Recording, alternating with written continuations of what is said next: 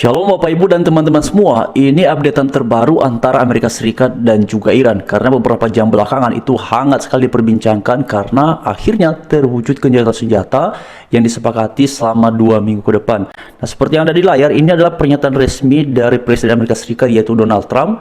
Dan ini sudah beredar di mana-mana, teman-teman juga bisa mengaksesnya. Dikatakan bahwa berdasarkan percakapan dengan Perdana Menteri Shehbaz Sharif dan Marsikal Lapangan Asim Munir dari Pakistan, di mana mereka meminta saya untuk menahan kekuatan penghancur yang dikirim malam ini ke Iran.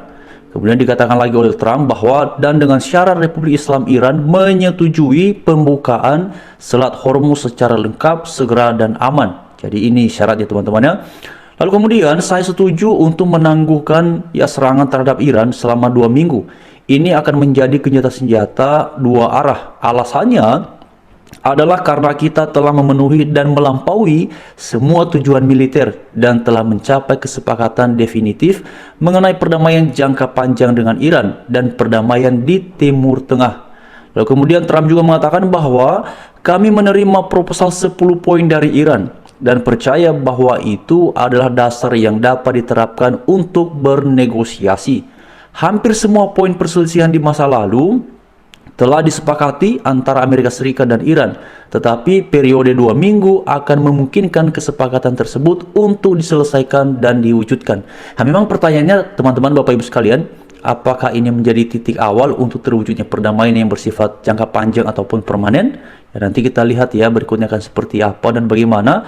Lalu kemudian lebih lanjut lagi dikatakan oleh Donald Trump bahwa atas nama Amerika Serikat sebagai presiden dan juga mewakili negara-negara Timur Tengah merupakan suatu kehormatan untuk melihat masalah jangka panjang ini hampir terselesaikan.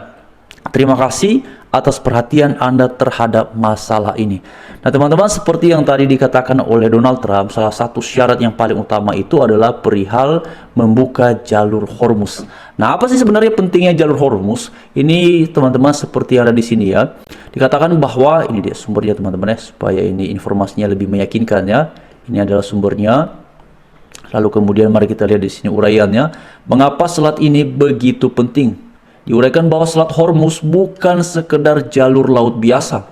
Di titik tersempitnya, lebar selat ini hanya 33 km, lebih kecil dari jarak Jakarta ke Bogor. Jadi kecil memang Bapak Ibu. Kalau kita lihat gambar itu memang itu sempit ya.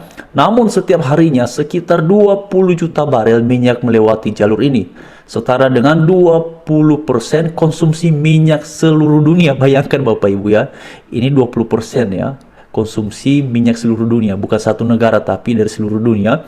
Nilai perdagangan energi yang melintas di sini mencapai hampir 600 miliar US dollar per tahun. Ini kan tinggi sekali ya.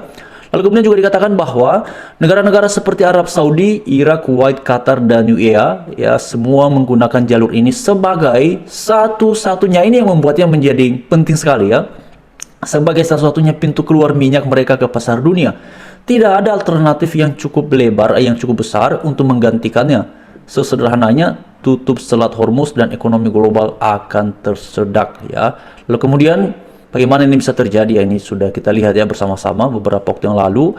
Lalu kemudian lagi diuraikan di sini lebih lanjut bahwa siapa yang paling terpukul atas apa yang sedang terjadi di sana? Dikatakan jawabannya adalah Asia. Ini ya, sekitar 84% minyak dan 83% gas alam cair yang melewati Selat Hormuz menuju ke pasar Asia.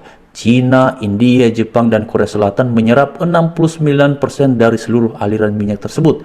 Qatar sebagai penyedia gas alam cair ya terbesar di dunia bahkan menghentikan produksinya setelah fasilitasnya diserang oleh Iran pada beberapa waktu yang lalu. Lalu kemudian juga di sini diuraikan lagi mengenai India memiliki cadangan minyak untuk 40 hari saja. Ini kan jangkanya sedikit sekali ya. Sedangkan Jepang itu bisa mencapai 254. Lalu berikutnya, teman-teman sekalian, mari kita lihat mengenai dampaknya untuk kita, yaitu bangsa Indonesia. Diuraikan di sini bahwa minyak Brent yang sebelum konflik berada di kisaran ya 72 USD per barel, kini terancam menembus 100 USD. Bahkan ada proyeksi hingga USD 200 USD jika blokade berlangsung lama. Artinya harga BBM bisa naik, ongkos logistik melonjak, harga barang di supermarket ikut terdampak termasuk Indonesia.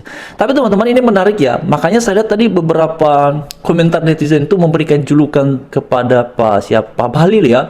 Beliau dikatakan itu ada beberapa komentar, bahkan sudah ada ini ya, tulisan-tulisannya itu disebut sebagai Pangeran Hormuz dalam tanda kutip ya. Emang kita patut ya mengapresiasi pemerintah kita untuk mengantisipasi supaya harga BBM kita di tanah air itu nggak naik Bapak Ibu ya. Karena kita juga punya sumber minyak Bapak Ibu ya. Kita juga ya bangsa negara yang hebat ya, bangsa dan negara yang besar. Kita juga punya sumber daya alam yang tidak dapat diabaikan ya.